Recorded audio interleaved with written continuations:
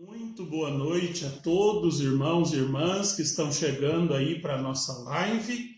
Sejam todos bem-vindos. E quem é o Frei Tyler? Frei Tyler está entrando aí, está chegando e vai nos ajudar nesta noite. Frei Tyler, agora oficialmente, para que fique registrado aqui na nossa live, bem-vindo. É uma alegria tê-lo aqui nessa noite para partilhar conosco um pouco do seu conhecimento, da sua experiência, da sua espiritualidade. Muito bem-vindo, viu? Boa noite, Padre Jean. É também uma alegria muito grande poder participar contigo desta atividade evangelizadora. Fiquei muito honrado com o convite, porque é também uma forma de estar próximo da minha igreja particular, da campanha. Eu sou de Campos Gerais, então, ao longo aí das edições, né, dos encontros, eu pude aí ver o pessoal participando, padres, amigos, gente que eu conheço da época da Pastoral da Juventude, enfim, foi uma alegria muito grande e é uma honra poder estar aqui. Eu não sei se no nível dos meus predecessores, mas vai ser uma tentativa aí de encerrar aí essa semana esse caminho, né, de reflexão sobre a Evangelical.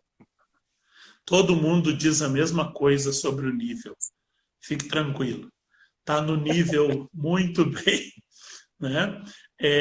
O Frei Tyler já disse, mas para quem não sabe, ele é natural de Campos Gerais e ele é agostiniano, não é, Frei Tyler? Fala um Isso. pouquinho aí da sua família religiosa. Então, eu sou de Campos Gerais. Uma saudação especial aí para os nossos seminaristas, para os padres de Campos Gerais que estão acompanhando. E, vocacionalmente, me encontrei na Ordem de Santo Agostinho e hoje resido em Belo Horizonte, trabalho aqui em Belo Horizonte. Conheci a Ordem de Santo Agostinho já bem novo, em Campos Gerais mesmo. Nós tínhamos, na época, a presença de vários freis agostinianos lá, sobretudo na época de Semana Santa, no Natal, no Ano Novo. Conheci a ordem e fui fazendo o acompanhamento vocacional e hoje tenho a oportunidade de estar junto dessa família religiosa. Os agostinianos estão presentes nos 5 continentes. Nós somos mais ou menos cerca de 3.000 religiosos no mundo. No Brasil, temos 2 províncias, 2 circunscrições da ordem, a província agostiniana do Brasil e a província Nossa Senhora da Consolação do Brasil, que é a província da qual faço parte. Isso. E o Frei Tyler, em Belo Horizonte, ele tem basicamente 2 trabalhos, né? Ou mais. Mas ele é o promotor vocacional, isso é um perigo a gente fazer uma live com o promotor vocacional da Ordem de Santo Agostinho, porque como levaram o Frei Tyler, ele pode levar outros. Mas a igreja é a mesma, o reino de Deus é grande, tem lugar para todo mundo. Né? Frei Tyler ele é o promotor vocacional e ele é também, acho que é assim que diz, né? O mestre pedagogo, né? Tipo um diretor de estudos, não é isso? Na casa de formação onde ele reside. Eu atualmente, na província, tenho esses dois ministérios, esses 2 serviços, né? Como promotor vocacional, coordenando o nosso secretariado de animação vocacional e juvenil. Então, trabalhamos esses 2 aspectos conjuntamente em toda a província. E aqui em Belo Horizonte, propriamente dito, eu estou como mestre pedagogo na Fraternidade Santo Tomás de Vila Nova, acompanhando, sobretudo, essa dimensão mais dos estudos, essa dimensão intelectual dos nossos aspirantes e pré-noviços. Nós hoje estamos com 13 formandos aqui na nossa casa, são 9 aspirantes e 4 pré-noviços. E eles estão aí em Belo Horizonte com vocês durante esse tempo de isolamento. Isso, estão todos aqui conosco, porque como são de várias regiões do país, era mais complicado o retorno, por exemplo, que os seminaristas diocesanos fizeram. Com E também certeza. porque para nós a experiência comunitária é uma marca identitária do carisma. Então, assim, na pandemia nós estamos sendo provados ao extremo na vida comunitária. Vão aprender, né? Vão passar pela provação, né? Que bom, que bom.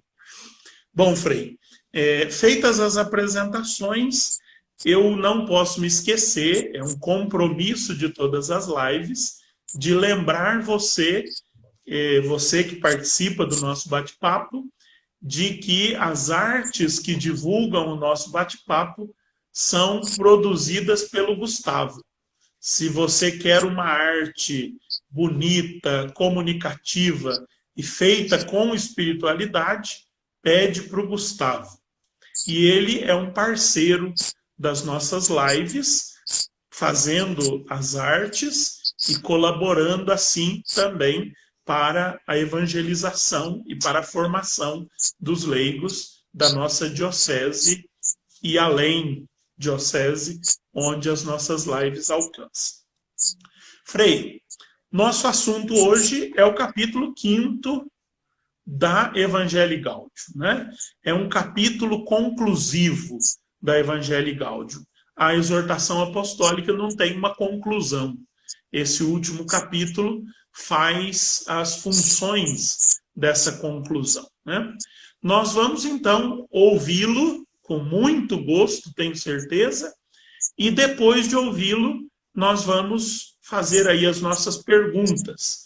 Você que está aí participando do nosso bate-papo, anote a sua pergunta, se quiser já deixá-la aí no bate-papo. A Miriam está lá atenta, anotando a sua pergunta, para que depois ela me faça chegar aqui na hora certa a sua pergunta. Nosso muito obrigado também, desde já, a Miriam. Se vocês não passaram pelo Facebook da Miriam hoje, façam o favor de ir lá visitar. Tem uma TBT da Miriam dançando quadrilha quando era criança, uma gracinha. Não é, Miriam? Então, olha, não deixe de visitar e dar um joinha lá na foto da Miriam dançando quadrilha quando era criança. Vamos então ouvi-lo, Frei. Aguardamos ansiosos a sua fala. Primeiramente, eu gostaria assim, de agradecer o presente de ter ficado com este capítulo da exortação. A mim me encanta o conteúdo do 5º capítulo, e eu tenho a impressão que sem esse 5º capítulo, a gente não consegue aplicar a exortação. Tem uma espécie de chave, de segredo no 5º capítulo que faz com que todos os outros 4 ganhem sentido, ganhem espírito, se a gente poderia dizer assim, né? Em termos assim de estrutura do capítulo, o Papa coloca uma breve introdução, são 3 números essa introdução, com o objetivo do 5º capítulo e uma condição para, eu diria, para a leitura do capítulo, para o entendimento do capítulo, para a sua aplicação. E depois ele divide o texto em 2 partes. Isso acontece, é um horário de pico na internet, né? Antes a gente tinha horário de pico no trânsito, agora a gente tem horário de pico na internet. E nas grandes cidades fica pior ainda, né? O Frei está falando lá de Belo Horizonte, então isso pode acontecer a qualquer momento. É um engarrafamento lá no trânsito da internet. E nossos formandos estão tendo atividade acadêmica agora à noite, então estão todos conectados. Ah, isso também acontece, né?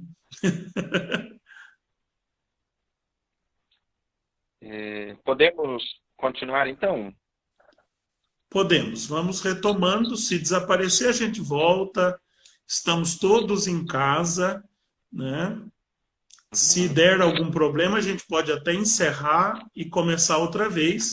e todo mundo sabe que a gente se encontra aqui e retoma. É o que a Karine está sugerindo aí, sair e voltar, né? Mas vamos tentar retomar aí como com a fala do Frei.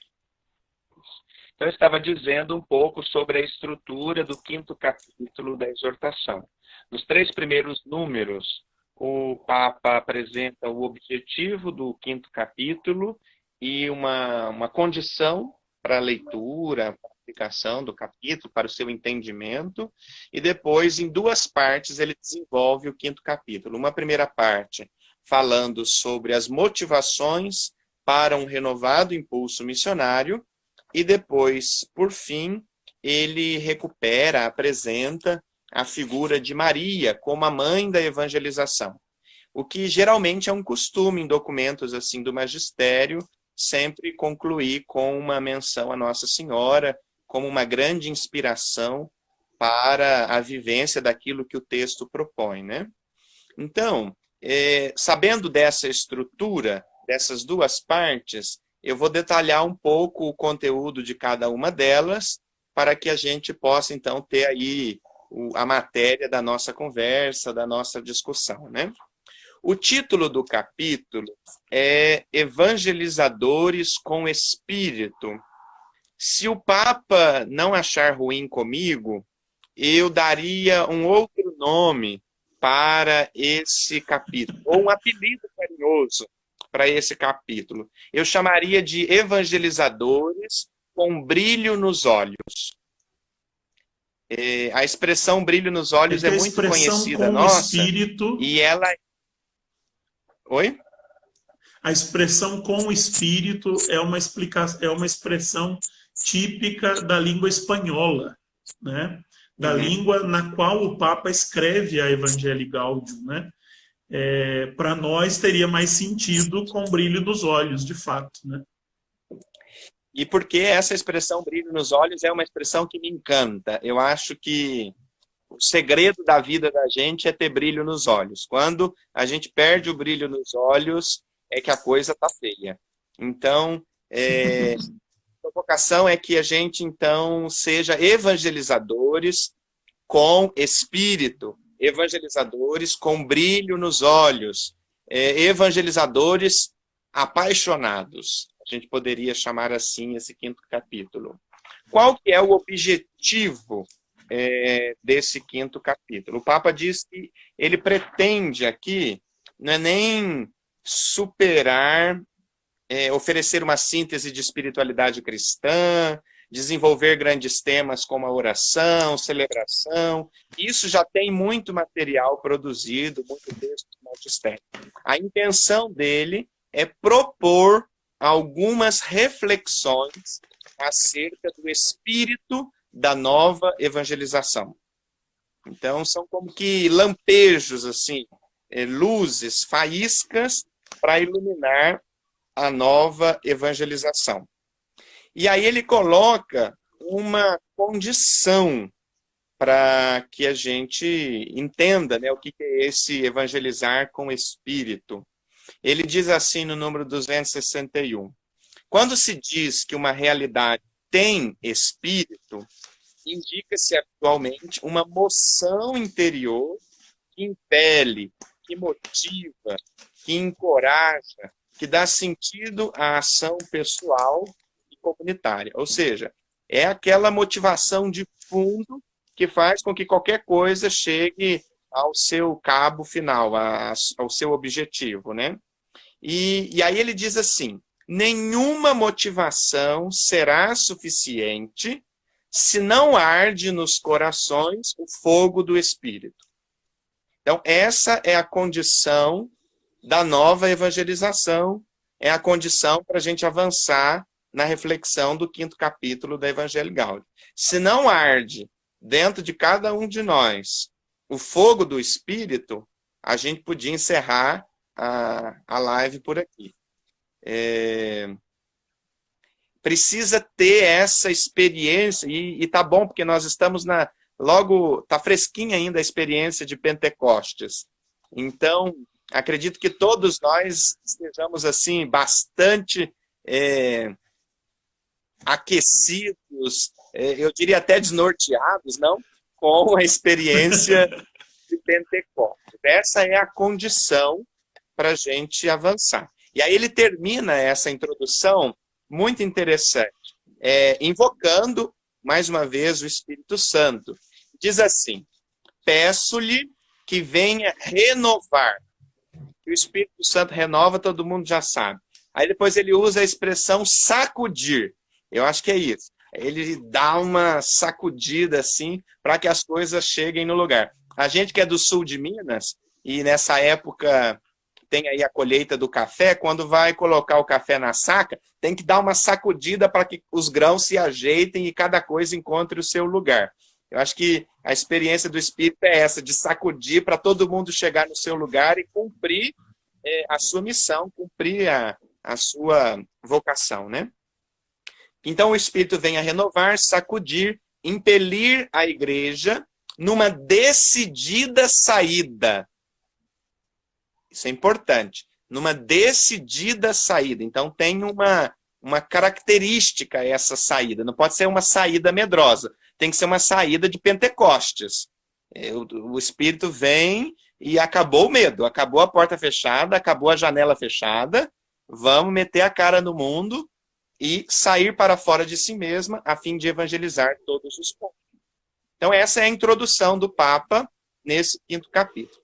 Aí ele apresenta os motivos para a gente ter essa saída decidida. Então existem algumas motivações que nos levam, que nos fazem vivenciar essa experiência da igreja em saída decididamente. Antes dele apresentar as motivações, ele apresenta uma dualidade da vida da igreja que não é antagônica, não é contraditória, elas não se excluem, que é a oração e o trabalho, a reza e a missão. Essas duas atividades, elas precisam estar assim conjugadas. Elas não se separam. Uma sem a outra deixa a vida capenga. A vida da igreja fica desajustada. São dois movimentos importantes da ação evangelizadora da igreja. A oração e a ação, né? O Dom Pedro Casaldáliga, bispo emérito da prelazia de São Félix do Araguaia, tem um texto antigo já dizendo das asas do Espírito Santo. É muito legal. Ele diz que o Espírito Santo tem duas asas. A asa da oração e a asa da ação. E quando a gente fica só com uma asa, a gente mutila o Espírito Santo. A gente não acolhe a graça plena dele na vida da gente. O Papa, ao falar Quem quiser conhecer esse texto, pode procurar lá no meu Facebook, no dia de Pentecostes, domingo passado, que esse texto está lá na minha página no Facebook. Vale a pena, é um texto assim fantástico, sobretudo para os nossos tempos de pandemia e, enfim, e outros aí, vários, né? O Papa diz assim, os momentos de oração, há um risco que os momentos de oração se tornem uma desculpa para evitar dedicar a vida à missão. A oração não pode ser uma desculpa para a missão. Pelo contrário, é o combustível da missão. Então, a gente tem que tomar muito cuidado, porque senão a gente sobe demais assim e comete até uma heresia, negando a encarnação do Verbo, negando esse assumir a realidade humana, esse fecundar a história, né, que pela experiência da encarnação todos nós somos chamados também a vivenciar. O Papa chama isso de falsa espiritualidade. Uma oração que não se abre para a missão é uma falsa espiritualidade. Então todos nós temos que tomar muito cuidado com isso. Depois, ainda nessa introdução das motivações, ele fala assim que às vezes a gente tinha mais facilidade, não sei o quê, a gente arranja desculpa para um monte de coisa. Eu conheci uma leiga uma vez ela me disse uma sentença que eu levo para toda a vida. Ela disse assim: quando a gente quer, a gente dá um jeito. Quando a gente não quer, a gente arranja desculpa. E é verdade. Na vida da igreja também é assim. Quando a gente quer, a gente dá um jeito. Quando a gente não quer, a gente arranja cada desculpa que até Deus duvida. Então, os tempos não são difíceis. E aí eu queria trazer uma frase de Santo Agostinho, do Sermão 30 dele, que é muito iluminadora também para a gente entender essa questão das dificuldades do tempo. Santo Agostinho diz assim: tempos ruins, tempos difíceis. É isto o que as pessoas estão dizendo. Melhoremos nossas vidas, que os tempos ficarão melhores. Porque nós fazemos nosso próprio tempo. Os tempos são como nós somos. Então, olha, não tem desculpa para a evangelização, para a missão. Os tempos são como nós somos. Então, é o desafio aí que o Papa coloca para nós nesse 5º capítulo. E aí, então, ele elenca as 4 motivações para assumirmos decididamente esta missão de saída. A primeira motivação para evangelizar é o amor que recebemos de Jesus, aquela experiência de sermos salvos por Ele, que nos impele a amá-lo cada vez mais. Se abrir a essa experiência de ser amado por Jesus, ser chamado por Ele, não adianta a gente missionar. A gente precisa levar essa experiência de forma bastante intensa. E aí é legal que o Papa diz assim: como nos faz bem deixar que Ele volte a tocar a nossa vida e nos envie para comunicar a sua vida nova. Isso é legal, porque a experiência de Jesus, todos nós a fizemos e a fazemos num determinado momento, de maneira mais intensa. Mas ela precisa constantemente voltar a acontecer. A gente precisa constantemente deixar ser tocado por Jesus, deixar ser olhado por Jesus, como aquela experiência que Jesus olha para Mateus e o ama e o escolhe como seu discípulo, né? O Papa diz nesse sentido que a gente precisa recuperar um espírito contemplativo. Às vezes a gente perde o entusiasmo pela missão, pelo trabalho pastoral, pelas atividades várias que a gente desenvolve, porque a gente esquece que o Evangelho dá a resposta às necessidades mais profundas das pessoas. No afã de fazer as coisas e de inventar as coisas, e não é por maldade, não, a gente sempre faz o melhor nas nossas comunidades e quer fazer o melhor nas nossas comunidades. Mas às vezes a gente esquece do essencial, às vezes a gente esquece do Evangelho, às vezes a gente esquece daquela que é a proposta central do Evangelho: amizade com Jesus e amor fraterno. Amizade com Jesus e amor fraterno, diz o Papa.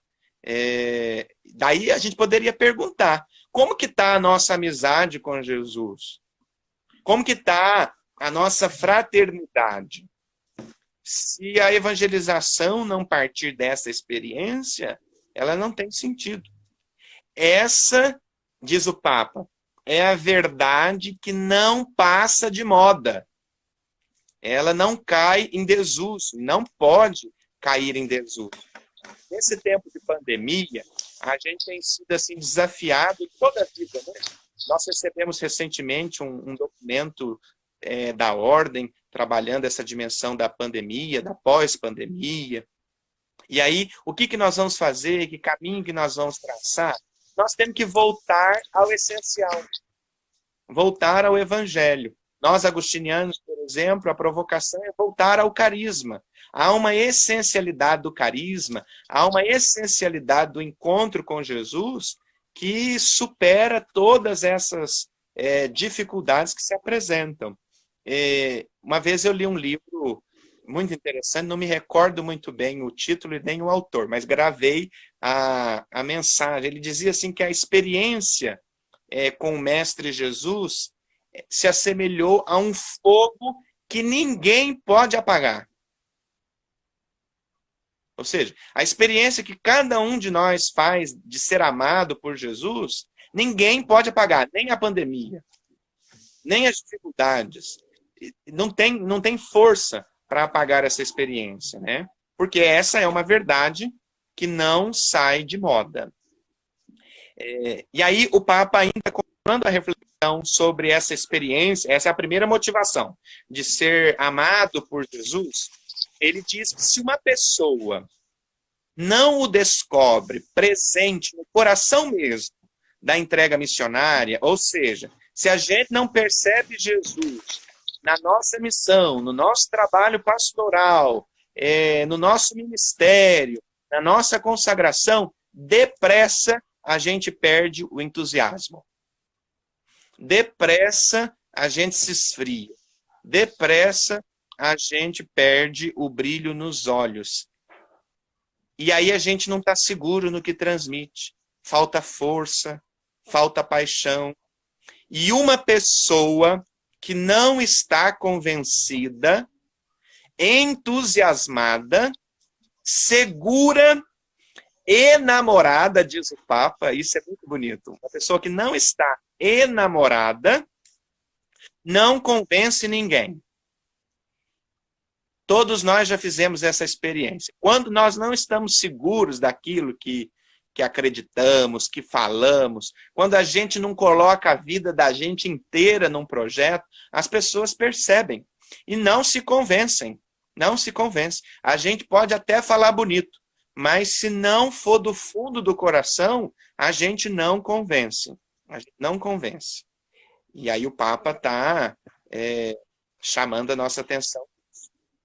Ele termina essa primeira parte, essa primeira motivação, dizendo que o movente definitivo, o mais profundo, o maior, a razão, o sentido último de tudo que a gente faz é a glória do Pai. E aí eu me lembrei de uma frase de Santo Irineu, da Patrística, que ele diz assim, que a glória de Deus é o homem vivo. É o homem vivo. Então, assim... Eu acho que isso está escrito de forma invisível aí no texto. Porque quando eu li hoje à tarde, quando eu reli o texto, me veio imediatamente a glória do Pai. A glória de Deus é o homem vivo, Santo Ireneu. Porque senão, às vezes, a gente também tem uma compreensão assim, muito etérea da glória divina, né? A glória do homem vivo, é a vida humana, é a plenitude humana, é tudo aquilo que de melhor o Verbo encarnado nos fez perceber no humano. E aí diz, continua Santo Irineu, né? A vida do homem é a visão de Deus, ou seja, há uma via de mão dupla aí, uma dialética nesse primeiro ponto. Então, essa é a primeira motivação para evangelizarmos com o Espírito, com brilho nos olhos. Termos sido amados, queridos por Jesus e feito essa experiência com Ele nesses vários aspectos que a gente sinalizou. O segundo, a segunda motivação... Frei, Oi. Se você me permite, eu queria convidar o pessoal que está nos assistindo a depois retomar esses números 266 e 267.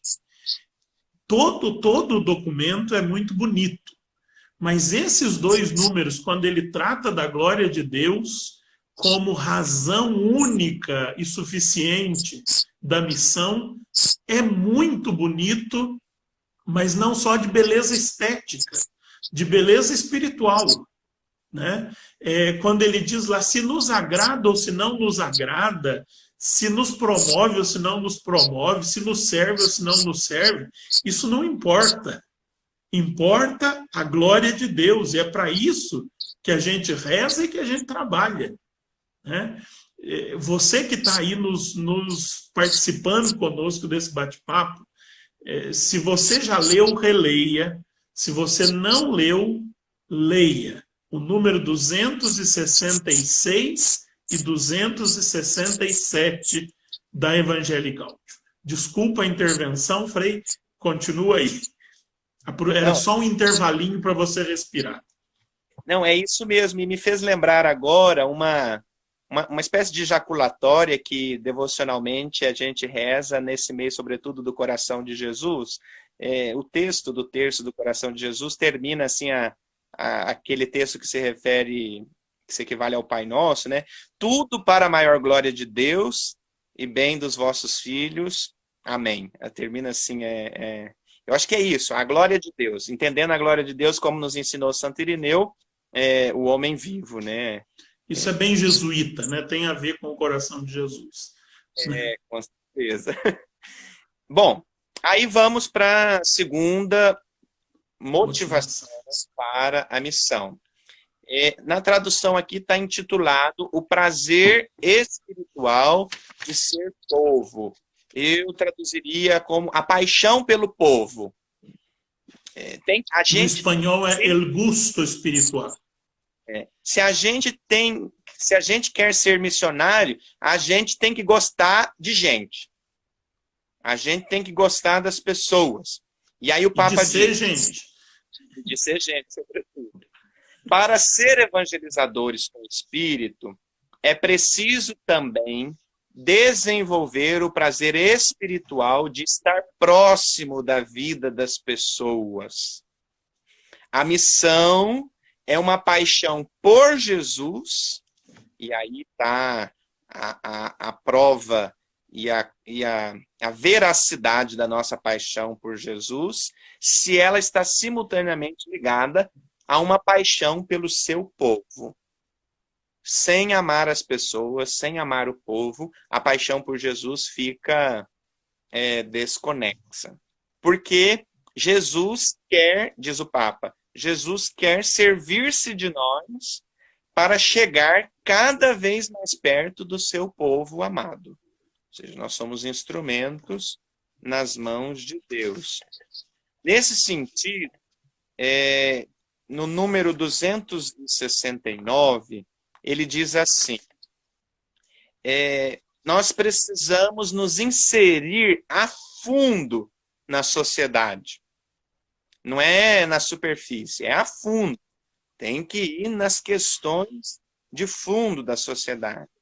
Nós precisamos partilhar a vida com todos, ouvir as suas preocupações, colaborarmos material e espiritualmente nas necessidades, alegrar-nos com os que estão alegres, chorar com os que choram, comprometer-se com a construção de um mundo novo, lado a lado com os outros.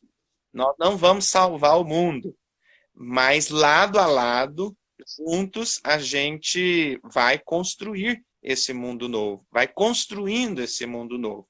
Aqui eu me lembrei do comecinho da Constituição Pastoral Gaudium et Spes do Concílio Vaticano II, que diz que as alegrias e as esperanças, as tristezas e as angústias do mundo são, e se ainda não são, precisam ser as alegrias e esperanças, tristezas e angústias dos discípulos de Cristo, de cada um de nós. Então, por exemplo, esse tempo de pandemia tem que nos tocar profundamente, com as suas alegrias e esperanças, com as suas tristezas e angústias. A gente precisa ser tocado pela história, pela sociedade, pelas pessoas. O Papa diz assim que Jesus quer que a gente toque a miséria humana, que a gente toque a carne sofredora dos outros. Na semana passada, com o outro padre Jean, a gente pôde refletir um pouco sobre essa dimensão social da evangelização. É isso, é botar o dedo na ferida. É a experiência do bom samaritano que a campanha da fraternidade, o Padre Jean lembrava, nos fez perceber, nos fez recuperar. Né? Jesus quer que toquemos a miséria humana, que a gente toque a carne sofredora dos outros. Aí o Papa fala assim, que isso também não é barato, não. Ele diz assim, quando a gente faz isso, a vida complica-se. Ou seja, não é fácil tocar a miséria humana, tocar a carne sofredora dos outros. A vida da gente se enrosca de um jeito que não tem volta, é complicado, é desafiador. Só que é muito legal, porque o Papa diz assim, a vida complica-se sempre maravilhosamente. Ou seja, vale a pena se complicar nesse sentido. E num tempo assim que a gente quer descomplicar as coisas, que a gente quer facilitar as coisas, que a gente toma remédio para tudo quanto há para não enfrentar as dores. Quem tem que tomar remédio, tem que tomar remédio. É isso que eu estou falando.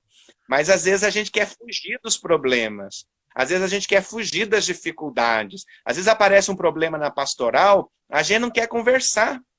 Não conversa. Na igreja, às vezes, tem jeito de gente assim, eu não converso com fulano de tal, não. Não quer se complicar, não quer se envolver, não quer se comprometer. E aí, quando sai dos muros da igreja, mais ainda. Porque aí a linguagem muda, as perspectivas mudam, as sensibilidades mudam. Mas a motivação da missão é isso. Se complicar maravilhosamente, fazer essa experiência. E aí, depois tem umas expressões legais também que o Papa coloca, que a gente precisa viver essa experiência sem comentários, sem querer ficar colocando assim, interpretações, é viver nua e cruamente o que nos reserva a missão, com todas as suas contradições. É sujar o pé de lã, que é o jeito de ser da igreja. A pandemia está fazendo a igreja entender o que é ser hospital de campanha. É aquela loucura. Não tem... Num dia é uma coisa, no outro dia é outra. E nós todos estamos vivendo isso. A evangelização, o nosso trabalho pastoral, cada dia a gente tem que pensar alguma coisa diferente. E ler os sinais dos tempos. E ler a realidade. Assim, diz o Papa, nós experimentaremos a alegria missionária de partilhar a vida com o povo fiel, procurando acender o fogo no coração do mundo. Acender o fogo no coração do mundo. Frei Tyler, nós estamos chegando aí a 1 hora, falta 5 minutinhos, e com 1 hora a live termina. A gente volta, claro, em seguida, para terminar de te ouvir e para o nosso bate-papo. Mas só para te avisar que nós estamos em 5 minutos. Tá, e eu vou procurar ser um pouco mais objetivo, porque eu estou empolgado aqui, não, senhor? Fique tranquilo, eu estou adorando. E acho que os outros também. Está todo mundo quietinho. A gente precisa acender o fogo no coração do mundo. Jesus já falou isso no Evangelho. Eu vim para lançar fogo à terra e quem dera já estivesse aceso. Acender fogo no coração do mundo. Eu li um livro uma vez do Mia Couto, que é um autor africano, moçambicano, e ele diz assim que a gente se acende nos outros. Então ninguém ilumina sozinho. A gente precisa esbarrar, a gente precisa atritar. Fogo nasce do atrito. Se não tiver conflito, se não tiver complicação, não tem luz para iluminar a missão. O Papa continua. Cada vez que nos encontramos com um ser humano no amor, ficamos capazes de descobrir algo novo sobre Deus. Ou seja, encontrar-se com o outro é condição para encontrar-se com Deus. A gente conhece Deus através dos outros que a gente menos espera. Não é do bonitinho, do perfeitinho, daquela pessoa que você gosta, não. É da pessoa que te desafia, que te incomoda, que te provoca. Nela a gente faz essa experiência de conhecer Deus, de reconhecer um pouquinho mais de Deus. E aí, no número 273, o Papa afirma tem uma afirmação muito bonita, dizendo respeito a essa questão da paixão pelo povo, né?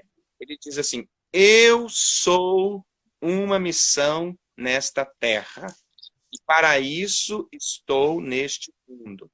Você é uma missão nesta terra, e para isso está neste mundo. Nós não podemos abrir mão dessa condição nossa. Nós somos uma missão. Isso é importante, porque às vezes a gente tem, em termos de missiologia, a gente usa assim, uma expressão um pouquinho, nós vamos fazer missão. A igreja não faz missão. Ela pode ter feito em algum momento da história, mas a igreja é missão. Nós somos missão. Tá no DNA. Eu uma vez li uma frase que dizia assim: não é a igreja que tem uma missão, é a missão que tem uma igreja, né? A missão nos antecede, né? A missão é maior do que nós, ela nos envolve de todos os lados. Com certeza. E aí ele termina esse ponto da paixão pelo povo, né, do gosto, né, espiritual de ser povo, de estar com o povo, dizendo assim: cada ser humano, cada pessoa é digna da nossa dedicação. Então, Deus não faz acepção de pessoas. A gente faz, mas não devia. Cada pessoa é digna da nossa dedicação. Cada ser humano é objeto da ternura infinita do Senhor. Ou seja, a gente precisa tocar o coração das pessoas. Ele diz no finalzinho: ganhamos plenitude quando derrubamos os muros e o coração se enche de rostos e de nome. Vamos voltando aí para a gente retomar nossa conversa com o Frei Tyler. De conversa, não é? Espero que vocês estejam gostando, como eu estou aqui inebriado com essa conversa. Terminamos aí a primeira parte, Frei, e vamos voltando, o pessoal está entrando de novo aí para a segunda parte, mas vou aproveitar esse momento que eles estão chegando para recuperar aqui alguns comentários que foram feitos na primeira parte. A irmã Josielma dizia lá: olha, o tema evangelização é fogo no meu interior. A irmã Josielma trabalha lá em Itanhandu, né? Das Irmãs do Bom Conselho. O padre Joaquim, acho que você não conhece o padre Joaquim, né? O padre Joaquim diz assim: olha, que beleza e que segurança na fala do Frei Tyler. Estou aqui matando saudades com as fotos do Frei Tyler, desde o primeiro encontro do grupo de jovens em Campos Gerais, em 7 de fevereiro de 2009. Tão jovem e tão preparado. Prepare-se aí, Frei Tyler, porque o padre Joaquim, você sabe que ele é hiperativo, né?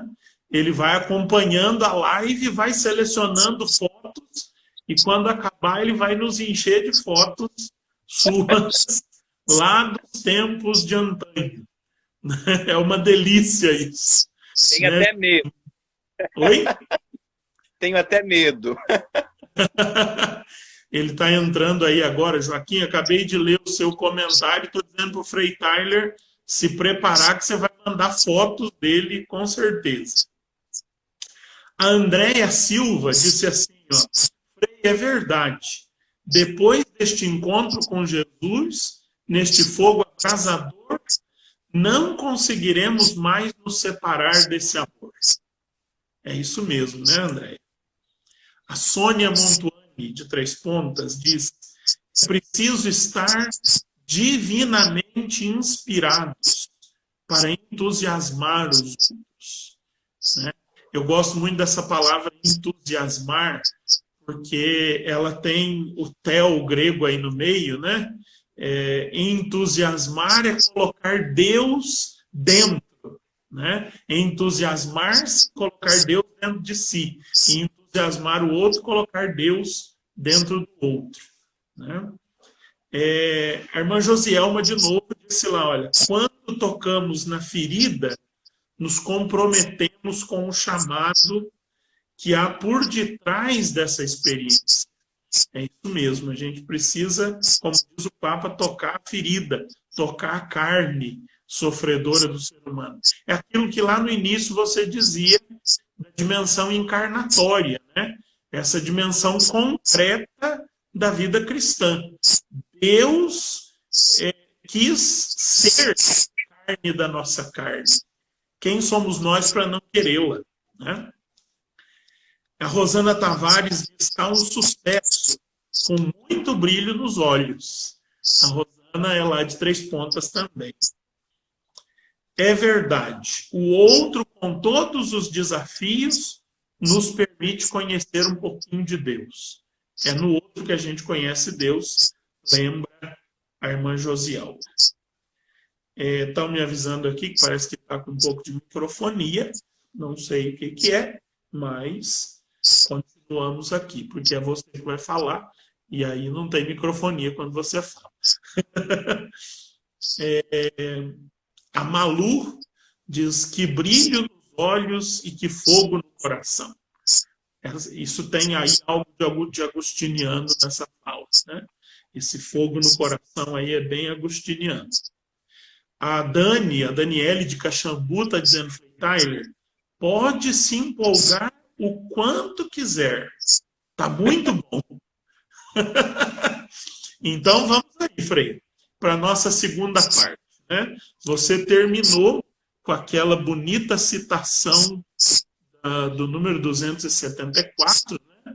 A primeira parte do nosso bate-papo, mas que era a segunda motivação que o Papa apresentava, né? Então vamos lá, é com você. Antes de passar para a terceira motivação, quando eu li esse finalzinho, e ganhamos plenitude quando derrubamos os muros e o coração se enche de rostos e de nomes, eu me lembrei novamente de Dom Pedro Casaldáliga. E ele tem um pequeno poema, uma frase muito interessante, que diz assim: no final do meu caminho me dirão, e tu, viveste? Amaste? E eu, sem dizer nada, abrirei o coração cheio de nomes.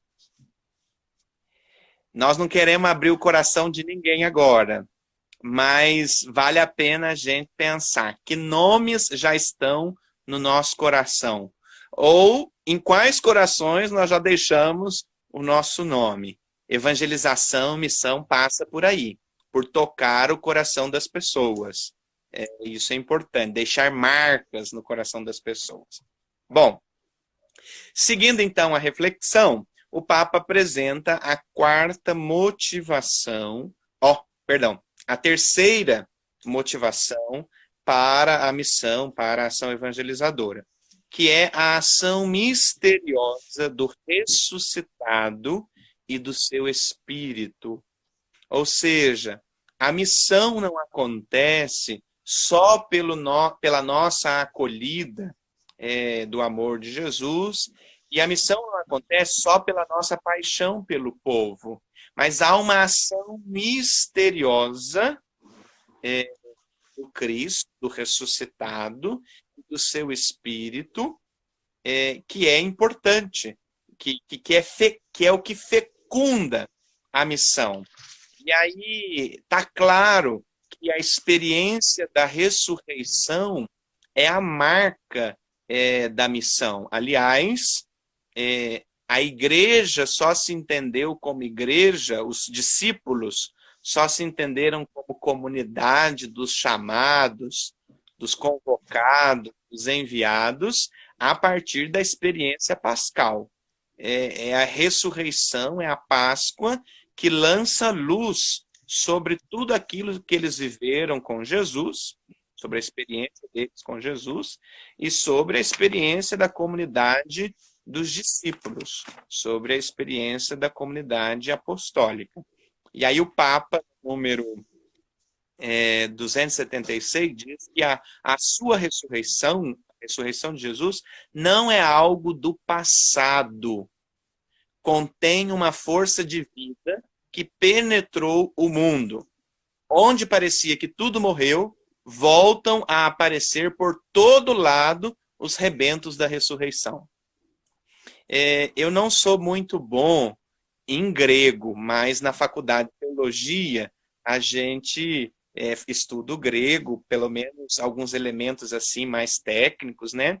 E se eu não me engano, lembro bem do professor dizer que quando no Evangelho se colocava o verbo da ressurreição, ressuscitado, ressuscitar, tem uma característica desse tempo verbal que no português a gente não consegue expressar, que é uma ação que aconteceu no passado, mas que tem efeito duradouro no presente. Então, a ressurreição, a expressão ressurreição, o verbo, no tempo que ele foi posto, ele já sinaliza isso. É um fato, é uma realidade acontecida num tempo passado, mas que tem uma duração no presente, tem uma força sobre o presente. Acho que é a língua, a semântica da língua nos ajudando aí a perceber a realidade da ressurreição. Eu vou levar essa questão depois para o Frei Guilherme. Não sei se você viu a live do Frei Guilherme. O Frei Guilherme é um grande conhecedor de grego. Eu vou levar essa questão para ele do verbo ressuscitar e, se for preciso, depois ele grava um videozinho e a gente dispõe aqui explicando essa questão para a gente aprender bem e guardar bem essa questão do verbo. Isso é muito interessante, né? São uns detalhes assim que a gente não tem acesso, porque nós conhecemos bem a língua, mas que dá o sentido do texto, né? Bom, aí o Papa diz assim, no finalzinho do 277, pode acontecer que o coração se canse de lutar. Nesse tempo de pandemia, a gente, todos nós, assim, em algum momento já sentiu o coração um pouco cansado. A gente fica um pouco... E não só a pandemia, agora porque estamos vivendo isso mais intensamente, mas existem outras situações, né? O coração se cansa de lutar. Em última análise, às vezes a gente busca só a si mesmo, num carreirismo, sedento de reconhecimentos, de aplausos, de prêmios, de promoções. A pessoa não baixa os braços, mas já não tem garra, já não tem brilho nos olhos, já não tem entusiasmo. A pessoa carece de ressurreição. O mundo precisa de ressurreição. A igreja precisa de ressurreição. As nossas pastorais precisam de ressurreição. A nossa vida, a nossa casa precisa de ressurreição. Está faltando Páscoa no mundo. Está faltando Páscoa no mundo, que é essa força misteriosa que impele para a missão. O Evangelho, que é a mensagem mais bela que há neste mundo, fica sepultado sob muitas desculpas. E aí a sentença das desculpas eu já apresentei lá atrás, que eu aprendi. Quando a gente quer, a gente dá um jeito. Quando a gente não quer, a gente arranja desculpas. Nesse sentido, o Papa termina essa parte dizendo da importância... Só um minutinho. A folha caiu. O Padre Jean sabe como que está a situação da minha Evangelii Gaudium. Eu mostrei para ele. O Papa diz assim que a gente precisa recuperar, então, essa certeza interior, esse sentido de mistério. Isso é fundamental. porque a missão não acontece unicamente com as nossas forças. Há uma dimensão misteriosa, há uma dimensão misteriosa não, há uma dimensão mistérica na missão, há uma fecundidade misteriosa na missão.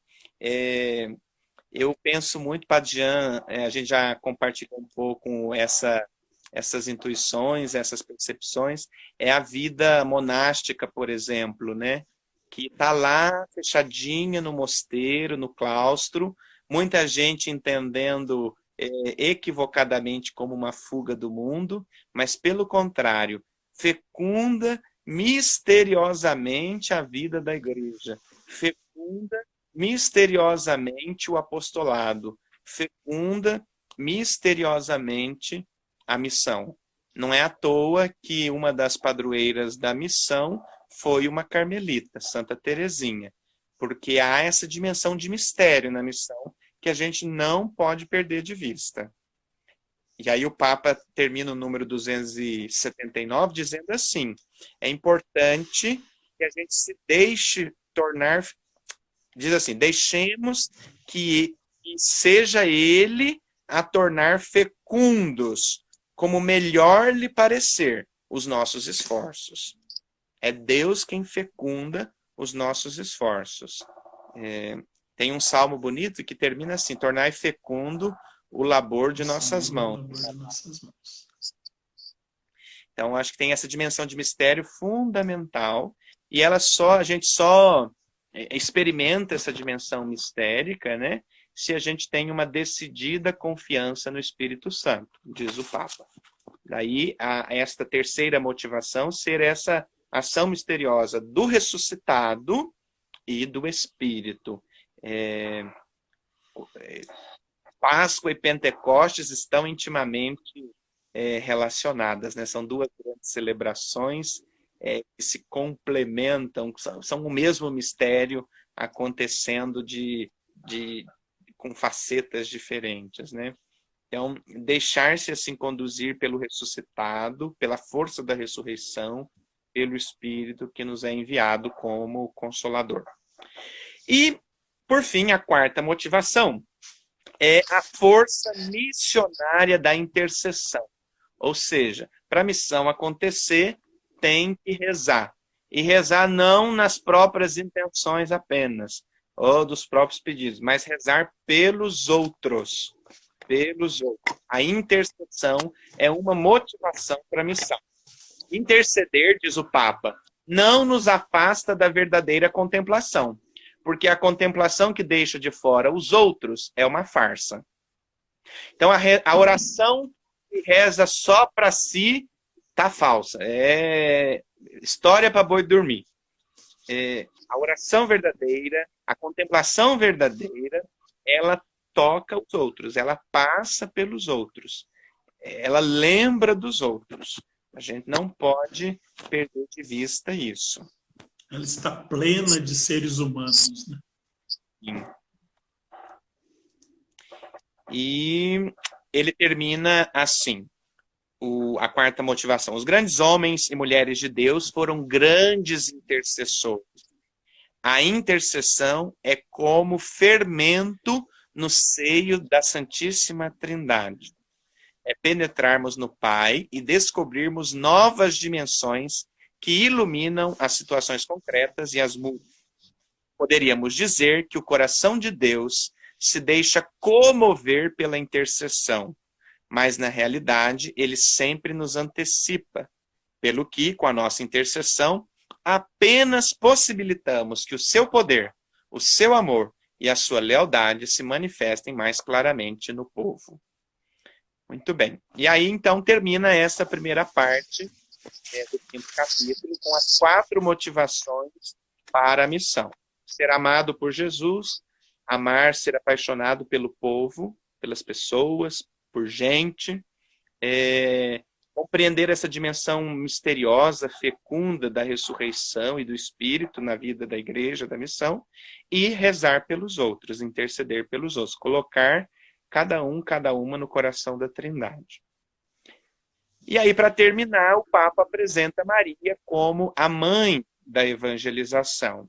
Primeiro dizendo que Maria é um dom de Jesus ao seu povo, e aí ele faz uma leitura daquela cena da crucificação, onde ele entrega Maria ao discípulo amado, que é cada uma de nós, e depois ele coloca Maria como a estrela da nova evangelização, ou seja, como essa marca, esse sinal que inspira, que guia, que faz Orienta. a gente caminhar. Oi? Orienta. Orienta. Diz onde está o norte, né? Isso. E aí, no número 288, ele diz assim: há um estilo mariano na atividade evangelizadora da igreja. Porque sempre que olhamos para Maria, voltamos a acreditar na força revolucionária da ternura e do afeto. Então, o jeito da igreja, o estilo da igreja evangelizar é um estilo mariano, que não é aquela visão assim, Maria quietinha, silenciosa, piedosa, mas tem uma força revolucionária a partir da ternura e do afeto. Ou seja, quando a gente toca as pessoas no mais profundo delas, quando a gente encontra, né, o brilho nos olhos das pessoas, a gente faz uma revolução. O Espírito de Deus faz uma revolução através de nós, né? E aí ele diz, terminando, para que a igreja se torne uma casa para muitos, ele pede a ajuda de Maria para que a igreja se torne uma casa para muitos. Aí eu lembrei muito das diretrizes da ação evangelizadora nossa, que tem pedido e reproposto para nós a imagem da casa, a igreja uma casa para todos. E agora na pandemia, mais ainda, a igreja em casa. Eu acho que é uma grande oportunidade que nós temos de voltar às origens e ir ao essencial. Que Maria, então, nos ajude com a sua oração materna para que a igreja se torne uma casa para muitos, uma mãe para todos os povos, e torne possível o nascimento de um mundo novo. Ou seja, na sua vocação à maternidade, a igreja gera um mundo novo a partir dessa experiência, desse vigor missionário, né? Bom, era isso assim que eu queria compartilhar da minha leitura do 5º capítulo. Não sei se do tempo certamente passei, mas não sei se me fiz entender, se provocou. Muito claramente, muito brilhantemente. Não quero agradecer já, mas desde já muito obrigado. Você nos ajudou muito a ler e a compreender esse 5º capítulo. A gente já tem aqui algumas perguntas que as pessoas foram deixando aí pelo caminho, e eu anotei aqui um monte de perguntas de provocações para te fazer, se der tempo. Vou priorizar aqui as perguntas de quem está na nossa sala para bater papo conosco. Se você tem alguma pergunta, põe aí no comentário que a Miriam vai fazer chegar aqui ao meu WhatsApp para que eu lhe faça. Né? Embora hoje eu esteja enxergando os comentários, mas eles travam de vez em quando aqui por causa da transmissão. Então a Miriam me ajuda lá dedicadamente. Frei, o padre Joaquim diz lá: Frei Tyler, uma coisa óbvia, mas ao mesmo tempo necessária de percebermos. A realidade da missão acontece no mundo, mas não nas regras e no estilo do mundo. Às vezes nós relacionamos o êxito da nossa missão como o sucesso de uma empresa, de um projeto humano. Não é assim, né? Não.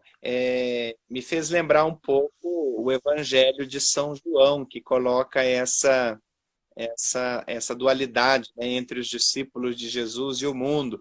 E às vezes a gente até interpreta equivocadamente, né, dizendo assim que a gente tem que fugir do mundo, que a gente não pode se misturar com as coisas do mundo, que as coisas do mundo não são as coisas de Deus.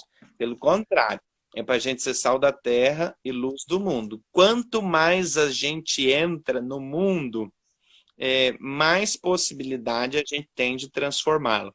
Agora, não é entrar no mundo para ser como o que há de pior no mundo. É entrar no mundo para potencializar o que há de melhor no mundo. Tem muita coisa boa no mundo que, às vezes, em nome assim de uma perfeição, de uma sacralidade, a igreja, infelizmente, algumas instituições, né, alguns momentos, negligenciou e fechou as portas ao mundo. O Concílio Vaticano II nos fez fazer as pazes com o mundo.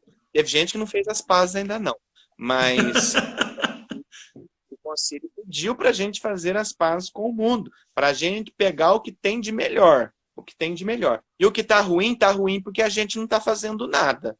Se a gente tivesse lá no meio e provocasse alguma coisa, alguma diferença começava a acontecer, né? Nesse sentido, não é pegar o que tem de ruim, mas é potencializar o que há de melhor. O padre Jean, na semana passada, tinha nos chamado a atenção para esse conceito de estilo, né, como chave de leitura. É estar no mundo, mas não ao estilo do mundo. Ao estilo do Evangelho, com as regras do Evangelho, mas profundamente reconciliados com a humanidade, né? Essa dimensão encarnatória que você falou lá no começo, eu gosto muito dela, e eu anotei aqui. É preciso reconciliar-se com a humanidade em si mesmo e no outro, né? Tudo aquilo que é humano, de novo a Gaudium et Spes, né, diz respeito ao discípulo de Cristo. Não há nada que seja humano que seja estranho ao discípulo de Cristo, né? Então, reconciliar-se com essa humanidade, mas não ao estilo do mundo, ao estilo do Evangelho, né? Santo Agostinho diz, citando Terêncio, que é um autor antigo da antiguidade, que nada do que é humano, eu sou humano, e nada do que é humano me pode ser indiferente. Nada do humano pode ser indiferente à igreja, aos discípulos, discípulas de Jesus. E se a gente não estiver no mundo, eu não sei aonde a gente vai estar. Não tem lugar para nós, não. Pois é. Ou é no mundo, ou é no mundo. Eu ficava tranquilo quando eu estava em Varginha, porque aí o ET me localizava. Mas agora não estou mais em Varginha, também não sei onde estou se não estiver no mundo, né? Frei, a Beth Rezende diz aqui: você está no meu coração, Frei Tyler. Então, olha, já tem aí um consolo, né? Você está num coração, e tenho certeza que está em muitos outros, né? A Lúcia Vilas Boas, lá de Caxambu, pergunta ao Frei Tyler: o Papa Francisco, no encontro com o CELAM, assinalou a renovação interna da Igreja e o diálogo com o mundo como dois grandes desafios do discípulo missionário. Como você vê estes dois grandes desafios? A renovação interna da Igreja e o diálogo com o mundo. Eu acho que de fato, são dois aspectos importantes. Porque a gente não consegue e não deve falar da casa dos outros se não faz faxina dentro da própria casa, né? Se a gente não limpa a nossa vidraça, se a gente não organiza as nossas coisas, a gente não tem direito de falar da vida do outro. Então, eu acho que primeiro há essa dimensão ad intra, por exemplo, em termos assim de trabalhos conciliares, né, no Vaticano II, a Lumen Gentium foi uma faxina interna, ou seja, vamos organizar as coisas aqui para a gente entender o que a gente é, o que a igreja é, como que ela está organizada, e a gente tem que sempre ir mudando, A gente tem que estar sempre reformando, sempre reorganizando. É igual casa da gente. Todo ano tem que mexer uma coisinha, porque senão vai acabando. A igreja também, sempre. E isso que é legal. A igreja continua sendo a mesma, mudando. Nós também, né? A mudança não é para jogar fora, é para continuar a ser o mesmo. Para continuar no essencial, a gente precisa mudar, a gente precisa dialogar. E dialogar com o mundo, que é um grande desafio. No concílio, o texto que mais dialogou com o mundo, vamos dizer assim, é a Gaudium et Spes, né, que coloca a igreja em diálogo com o mundo, uma dimensão mais externa, né, que é importante e que é um grande desafio, porque às vezes a gente fica contente com as coisas que a gente tem dentro da igreja e com os nossos esquemas, com o nosso modo de ser, e que é importante, tem seu valor, que é fundamental, mas às vezes a gente esquece de conversar com o outro, né? Com o vizinho, com a vizinha, com os problemas do mundo. Ah, isso é coisa lá do fulano de tal, né? Não, é nosso, é da igreja de Cristo. Nessa linha, eu acho que a pergunta da Sônia, de Três Pontas, vem a calhar. Ela diz assim: Frei, sobre o ponto que você disse de rezarmos uns pelos outros, como fica essa questão diante do pluralismo religioso e cultural, em que muitos procuram viver a fé cristã de modo privatizado? Sônia, eu acho que na sua questão, se eu entendi bem, nós temos pelo menos duas questões, ou dois temas. Primeiro, o tema do pluralismo religioso e cultural, que é um bem para a igreja. A igreja não é a assembleia dos iguaizinhos, é a assembleia dos plurais, das diferenças. E isso a gente experimenta no menor movimento eclesial que a gente participa. Ou seja, o pluralismo cultural, o jeito de pensar, de fazer, é fundamental, é o que dá a característica da igreja, é o que permite essa beleza, essa riqueza cultural, expressiva que tem dentro da igreja. Do ponto de vista religioso, também, não dá mais para a gente achar que o que a gente fala serve para todo mundo e tem que ser para todo mundo. A gente tem que conversar, a gente tem que botar os assuntos sobre a mesa, como a gente tem feito aí nessa sequência de conversa, de reflexões, né? E dialogar a partir daquela experiência profunda que você faz. Não é convencer o outro, não é ser convencido pelo outro, mas é colocar assim junto o que de melhor cada experiência religiosa, cada experiência cultural tem. O problema e a grande dificuldade é quando a gente acha que o nosso jeito de ver Deus, que o nosso jeito de fazer as coisas é único e que todo mundo tem que fazer do mesmo jeito. E, definitivamente, nós não somos a medida para as pessoas, para as coisas. Eu não sou a medida das coisas.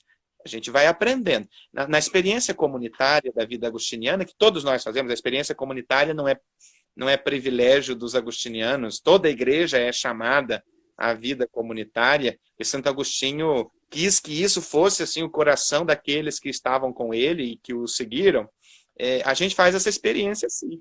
Aqui em casa tem gente do norte, tem gente do sul, tem gente do nordeste, e às vezes a gente fica brigando, né? É mandioca, é macaxeira, é aipim, o que é? Porque há uma diferença que enriquece demais. Então tem dia que eu como macaxeira, tem dia que eu como aipim, tem dia que eu como mandioca. Ou seja, a pluralidade, ela te possibilita experimentar as coisas de diversos aspectos, de diversos ângulos. A gente só cresce na pluralidade quando a gente respeita o que chega do outro, né? Nesse sentido, é importante que a gente esteja também muito convicto do lugar que a gente está. Um lugar que a gente fala, né? Essa é uma primeira questão. A outra diz respeito a uma experiência da privatização da fé. Privatização da fé. Acho que não é verdadeira a fé. privatizada. Não tem a ver com aquilo que Jesus falou. Não tem a ver. Não dá para ser cristão privatizado. Cristão é comunidade. Como essa comunidade acontece, aí que está o desafio. Por exemplo, esse tempo de pandemia está nos desafiando. Como que nós vamos constituir comunidades num momento em que a gente não pode se encontrar presencialmente? Nós estamos sendo desafiados a perceber que o comunitário vai além do estar junto no mesmo espaço. Isso Santo Agostinho já tinha sinalizado para nós na regra. Ele disse que a comunhão nossa não é só viver na mesma casa. É a comunhão de almas. É ter uma só alma e um só coração orientados para Deus. Agora a gente não precisa achar que isso é moleza, não. Esse negócio de ter uma só alma e um só coração orientado para Deus dá um trabalho imenso. Eu acho que é o que dá sentido à vida, porque todo dia a gente tem que se desafiar a essa experiência. Eu penso que não dá para ser cristão privatizado. Se alguém falou que tem como ser cristão privatizado, eu duvidaria do cristão. Do privatizado eu não duvido, não, mas do cristão eu duvido. É sempre ser cristão em saída, né? O Papa dizia na homilia de domingo passado, de festa de Pentecostes, eu acho que é uma pista que ele está nos dando para essa questão. Ele dizia que o segredo do Espírito e o segredo da unidade dos cristãos é o dom, é fazer-se dom. Quando nós nos fazemos dom, nós estamos na força da ressurreição, na força do Espírito do ressuscitado. E quando nós nos fazemos dom, nós favorecemos a unidade. Quando nós nos colocamos como a medida das coisas, como você dizia, os outros têm que se adequar e aí nasce o conflito estéril.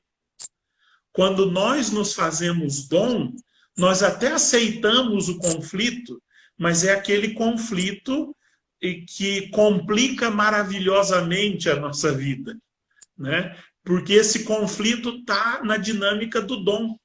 Eu entro no conflito não para me impor, mas para crescer e fazer crescer, né? Eu acho que é um caminho para essa questão da espiritualidade no pluralismo e para ela sair da privatização, né? Fazer-se dom. Isso dizia o Papa na homilia de Pentecostes. E ele é muito sábio, né? Muito inteligente, e ele vai semeando pistas assim nas falas dele para a gente viver o nosso tempo. Pois bem, a Mara Landim, você ia dizer, Frei? Eu penso isso, que a vida da gente só tem sentido quando a gente gasta ela, sabe? Quando a gente chega aquele dia cansado, assim, em casa, mas, assim, com o coração a mil, assim, olha, valeu a pena e faria tudo de novo, entende? Sim. É o que Jesus disse no Evangelho, né?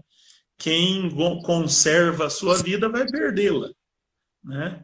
Mas quem entrega, quem faz dom da sua vida, vai salvá-la, vai ganhá-la, né? E já ganha aqui, né? 100 vezes mais aqui e depois a eternidade, a plenitude. A Mara Landim, acho que é isso mesmo, diz assim: o mundo é maravilhoso. Nós é que não acolhemos todas as maravilhas que estão aí para serem acolhidas. Ele saiu das mãos de Deus, né? É até uma heresia a gente falar mal do mundo. Claro. Agora, do que a gente fez com o mundo, aí sim, a gente tem responsabilidade. Exatamente. E do que a gente está fazendo, né? A Malu Dedê diz: Jesus não foi indiferente, de jeito nenhum, né? Não há indiferença em Jesus. Todo mundo que chega perto dele, ele olha nos olhos, o Papa diz isso, né? ele olha nos olhos e acolhe cada um que se põe diante dele, né? E até aqueles que ficam na beira do caminho, ele tem sensibilidade com eles e manda trazê-los ou vai ao encontro deles. Eu me lembrei agora, Padre Jean, de um ensinamento que eu aprendi com o Padre Ditinho, Monsenhor Ditinho, na época de Pastoral da Juventude. Ele dizia assim que Jesus era uma pessoa que tinha empatia. Não era nem simpático, nem antipático, nem apático. Ele era empático. Então, ele se dava bem com todo mundo. Com o mestre da lei, ele conversava com o mestre da lei. Com a prostituta, ele conversava com a prostituta. Ele se colocava nas relações, né? Ele buscava ir no mais profundo de cada um e ler o coração, né? Eu acho que a gente precisa redescobrir aí esse valor da empatia, né? Não é nem, porque tem gente que eu não fui com a cara de fulano de tal. Não justifica, né? Tem que ir mais profundo. Claro. Se não foi com a cara, vamos conhecer o coração, né? Na igreja, não sei por aí. Aí certamente não. Cariaçu é muito gente, o povo é tudo muito gente boa, que eu conheço. Mas tem uns lugares assim que o povo na igreja não vai com a cara dos outros. Eu não entendo por quê. Pois é. A Mara diz lá, a igreja tem que ter sempre o olhar de Jesus. Graças a Deus que está se propondo essa renovação. A Sônia diz, olhar com os olhos faz parte das sutilezas do amor. Ouvir com os olhos, desculpa. Ouvir com os olhos faz parte das sutilezas do amor. Como bem disse Shakespeare. Estou ouvindo com brilho nos olhos este momento tão profundo de aprendizagem e preparado com tanto amor para nós. É isso aí, Sônia. Preparado com certeza, né? E que bom que os olhos e o coração estão ardendo, né? Porque isso vai nos desinstalando e nos tornando cada dia mais missionários, né? Que essa é a proposta. Frei, o senhor dizia aí numa citação que o senhor fez de Santo Agostinho, que os tempos são como nós somos, né? Sim. E esses tempos de pandemia, como é que eles são? Como é que nós somos? Como é que a gente vive a partir dessa experiência de que os tempos são como nós somos? De fato, eu acho que é um grande exercício que cabe a cada um de nós de perceber as luzes que nós temos nestes tempos. Hoje à tarde a gente teve uma celebração com os nossos colaboradores e a gente dizia justamente disso, que a gente afirma assim, os tempos são muito sombrios, são muito escuros, mas olha, só tem sombra quando tem luz. Só tem sombra quando tem luz. Então, há luzes na pandemia, por mais difíceis que sejam de ser percebidas. E eu tenho assim um carinho muito grande por um teólogo luterano, Jürgen Moltmann, que inspirou meu trabalho de conclusão de curso na época da teologia. E ele dizia, ele foi prisioneiro do campo de concentração. Não sei, todo mundo já deve ter visto pelo menos algum filme, alguma notícia sobre o que foram os campos de concentração ali na Europa, no período da Segunda Guerra Mundial. E aí os campos de concentração são cercados assim por cercas de arame farpado, muito próximos, assim, é uma imagem bastante doída de se ver, né? E aí o Moltmann diz assim, num dos relatos dele, que a gente se acostuma com o arame farpado. A gente se acostuma com o arame farpado. A gente se acostuma com a pandemia. A gente se acostuma com essas situações difíceis, com essas escuridões, com essas sombras. E aí ele diz, mas no momento em que a gente faz o que chamamos de experiências de Deus, a gente se revolta com essa apatia dentro de nós. A gente se questiona com essa falta de entusiasmo dentro de nós e se mexe no arame farpado. E mexer no arame farpado não é uma coisa muito legal. Verdade. E aí ele diz assim, e aí a dor que a gente sente, o sangue que escorre naquele momento, de maneira alguma é sinal de sofrimento, é sinal de que nós estamos vivos e que há esperança dentro de cada um de nós. Eu acho que a gente não pode se acostumar com o arame farpado. A gente não pode se acomodar diante dessas situações difíceis. A gente tem que se rasgar no arame farpado, por mais que isso seja dolorido. E todo mundo, certamente alguém já teve alguém muito próximo, alguém muito conhecido que já sofreu muito com a pandemia, ou com outros problemas vários que nós temos no mundo e tal. Mas a gente não pode acostumar com o arame farpado. E essa experiência de Deus profunda que tem dentro de cada um de nós precisa nos encorajar a se movimentar aí e a gritar a vida que pulsa dentro de cada um de nós. A esperança que há em cada um de nós. O Frei é muito comportadinho, mas eu conheço um bocadinho ele e quero ficar comportadinho como ele é também, mas eu preciso desafiar você que está aqui na live a aplicar essa imagem do Moltmann ao nosso momento político. Não tem jeito de nós ouvirmos esse perigo, essa tentação de se acostumar com o arame farpado dos campos de concentração e não pensar no momento político em que nós vivemos. E eu vou me abster e ficar só nessa provocação a esse respeito, para continuar comportadinho como Frei Tainer. Frei, o padre Joaquim diz assim, ele está recordando aqui mais uma do Monsenhor Ditinho, que corrige o ditado popular. Cada um por si, Deus por todos? Não. Cada um por si, Deus por ninguém. Verdade, lembro bem. É isso mesmo. Deixa eu recuperar aqui minhas perguntas, enquanto eles não fazem lá, eu quero aproveitar aqui.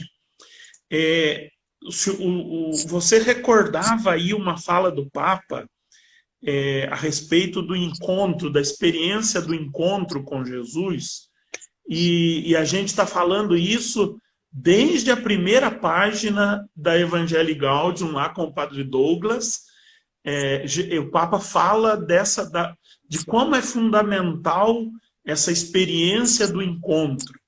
Eu gosto muito dessa forma do Papa Francisco apresentar isso, deixar-se olhar pelo Senhor, né?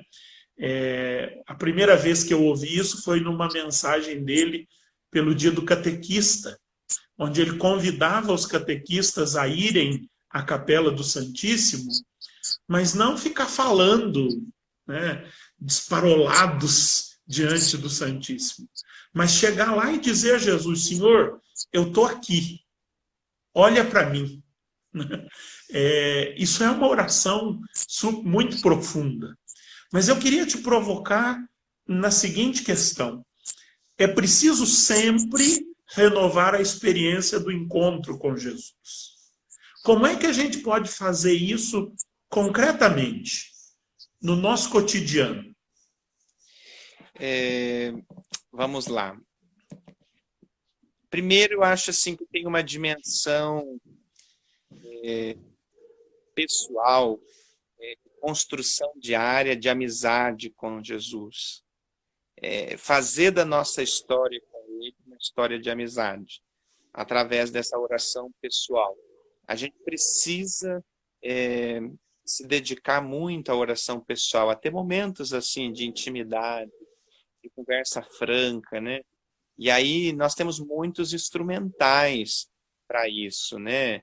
A leitura orante com a palavra, esse contato com a palavra de Deus, a Sagrada Escritura, as orações de devoção, ou a oração espontânea, a meditação, a contemplação.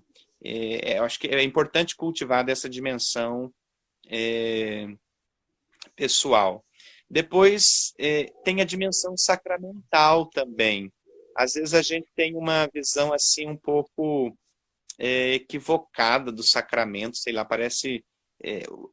os sacramentos, todos os sacramentos, é essa oportunidade que a gente tem é uma interface com o mistério de Deus riquíssima, fantástica, e que a gente não pode desperdiçar. A gente tem que redescobrir cada dia a graça do batismo, da confirmação, da Eucaristia, e muito mais para além dessa dimensão eucarística só de comungar o pão consagrado na missa, porque senão também a gente cai aí um pouco num equívoco da dimensão da Eucaristia. Tem essa dimensão de comungar o pão consagrado, mas se expande, né?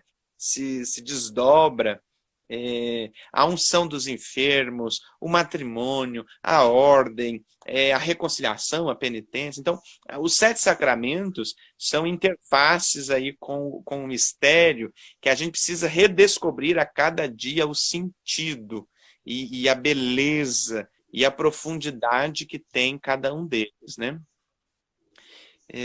Depois, a experiência comunitária, sem dúvida, é uma forma da gente encontrar com Jesus novamente, como o Papa mesmo disse, né? Pelo encontro com o outro, eu conheço um pouquinho mais de Deus, eu descubro uma outra faceta de Deus. Eu pensaria por aí. Então, olha aí, ó. Oração, intimidade, leitura orante da palavra, sacramentos, experiência comunitária. É um caminho de espiritualidade, né? Nós não precisamos mais do que isso, né? Nós temos aí tudo. Oi? Isso já preenche, assim, né? Por exemplo, do ponto de vista sacramental, é fantástico. Por exemplo, esses dias, Padre Jean, nós tivemos um problema aqui na nossa comunidade, não na comunidade religiosa, na comunidade, nas comunidades por aqui. O pessoal queria fazer, assim, uma consagração ao Espírito Santo na missa de Pentecostes. Eu falei assim, gente, mas será que não tem ninguém batizado nessa missa? Porque nós estamos negando a força do batismo, a graça do batismo, que nos inseriu no coração da Trindade. Às vezes a gente fica inventando umas modas, umas coisas, e que a gente perde aquilo que é essencial. A gente precisa redescobrir a graça de cada sacramento, a profundidade de cada sacramento e vivê-lo assim na sua intensidade. Às vezes a gente fica... eu tive um professor na teologia que ele dizia assim, que às vezes a gente põe tanto enfeite na árvore de Natal que não vê mais a árvore. Às vezes a gente eu acho que esse professor eu já ouvi. Pode ser. É isso, às vezes a gente tem que ir no essencial. A pandemia tem exigido da igreja, de cada um de nós, a ir no essencial, a ir naquilo que alimenta, aquilo que acende esse fogo dentro de cada um de nós. Eu não quero fazer autopropaganda aqui, não, mas ontem eu participei de uma live, de uma semana catequética na paróquia São Benedito de Passos, e o padre Gilvair me pediu para falar sobre a igreja que somos e a igreja que seremos depois da pandemia. E eu apresentei 7 provocações para pensar essa conversão eclesial que a pandemia nos proporciona. E tinha muito disso. Uma das propostas era redescobrir o sacerdócio batismal. Eu acho que o batismo é um sacramento esquecido, e ele é a porta dos sacramentos, né? Como nós não nos recordamos do nosso próprio batismo, nós nos esquecemos facilmente dos efeitos dele na nossa vida. Então, é preciso, me parece que é urgente na igreja a gente revalorizar ou refontalizar o batismo. Nós focamos muito no sacerdócio ministerial porque está no escuro, está na sombra o sacerdócio batismal. Depois eu dizia, a última provocação era a questão da austeridade. Eu gosto muito da palavra frugalidade, que eu ouvi de Dom Luciano Mendes de Almeida, e guardo muito essa palavra comigo. Justamente por isso. Às vezes nós fazemos tanto penduricalho e esquecemos do essencial. E Jesus não disse para nós que nós tínhamos que estar unidos à bola, ao pompom, ao penduricalho daqui ou de lá. Ele disse que nós tínhamos que estar unidos ao tronco. Então, eu tenho mania de dizer para os catequistas, e ontem uma catequista de Varginha lembrava isso lá na live de Passos, que às vezes a gente tem que chacoalhar a árvore para cair todo o penduricalho e ficar o tronco, porque o tronco que é essencial, e nós, galhos, unidos ao tronco. Aí eu retorno lá no comecinho da sua fala, quando você dizia que o Papa invoca o Espírito para que ele sacuda a igreja, né? Para que ele abale a igreja. Talvez seja para isso, para cair os penduricalhos e a gente aproveitar essa pandemia para reaprender uma vida mais austera, mais ligadas ao essencial. Não sei se você quer comentar aí, eu é que me empolguei agora. Não, assino embaixo. Bom,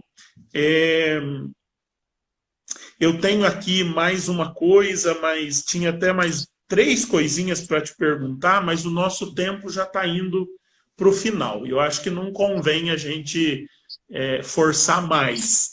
Teríamos muito assunto, aliás, a gente sempre tem assunto quando se encontra, né? E esse prato que está sobre a mesa é um prato muito saboroso que nos faz ter mais assunto ainda, né? Mas eu queria recordar aqui alguns comentários finais. O padre Carlos Henrique, que foi um dos nossos interlocutores na live, está dizendo aqui: gratidão ao Frei Tyler, foi ótimo, né? O padre Leandro, né, vigário lá do padre Carlos Henrique, está dizendo: sem dúvida, Moltmann tem muito a nos ensinar neste tempo de pandemia, tão sedento de utopias e esperanças. Aliás, eu aproveito esse comentário do padre Leandro para destacar aqui uma coisa que me chamou a atenção do Frei Tyler. Não que eu não conhecesse, mas que eu quero chamar a sua atenção. Tem muita gente aqui nos comentários admirada com a clareza, com a segurança, com a didática do Frei Tyler. As pessoas são, entre outras coisas, aquilo que elas leem. E eu chamo a atenção de vocês para os 3 autores que o Frei Tyler citou, além do Papa Francisco, durante a sua fala. Alguns ele citou sem citar, fez a citação do autor sem citar o autor, né? Mas 3 ele citou nominalmente: Moltmann, Pedro Casaldáliga e Mia Couto. Eu sei que Moltmann, talvez para a maioria de nós, seria um autor muito complexo, embora muito proveitoso, mas é muito complexo. Mas Pedro Casaldáliga e Mia Couto, todo mundo pode ler.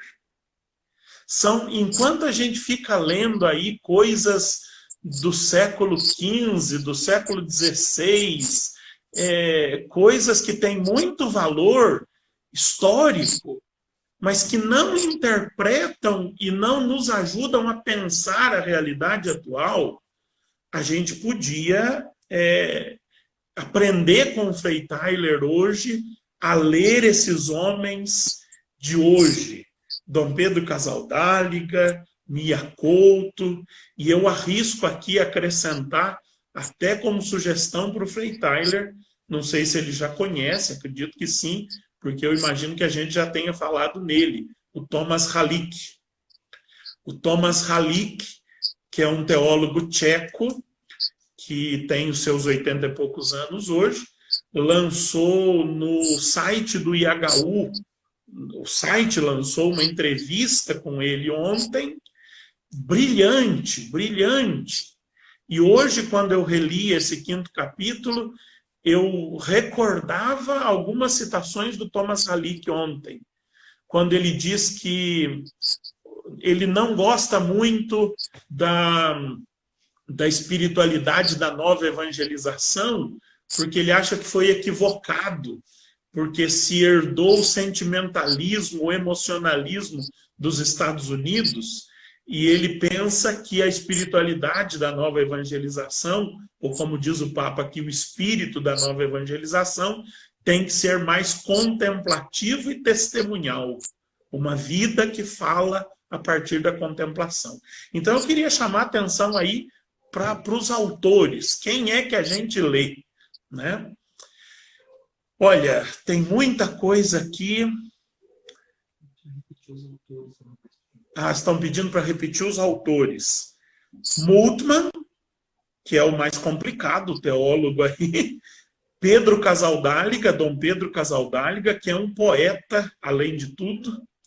Mia Couto, que é um moçambicano, né, mas fala português, e é uma pessoa inteligentíssima, um pensador atualíssimo. E o que eu citei é o Thomas Halik, que é um teólogo tcheco. O Padre Carlos agradece a iniciativa das lives na quinta-feira. O Guilherme Portugal diz que hoje nem precisava de pergunta. E é verdade, depois da brilhante explanação, nem precisava de pergunta. Frei, eu tenho 20 segundos para te agradecer. Que correria, meu Deus. Muito obrigado. Você fechou com chave de ouro a Evangelii Gaudium. Nós vamos lê-la agora com muito mais brilho nos olhos, depois dessa clara, segura e didática apresentação.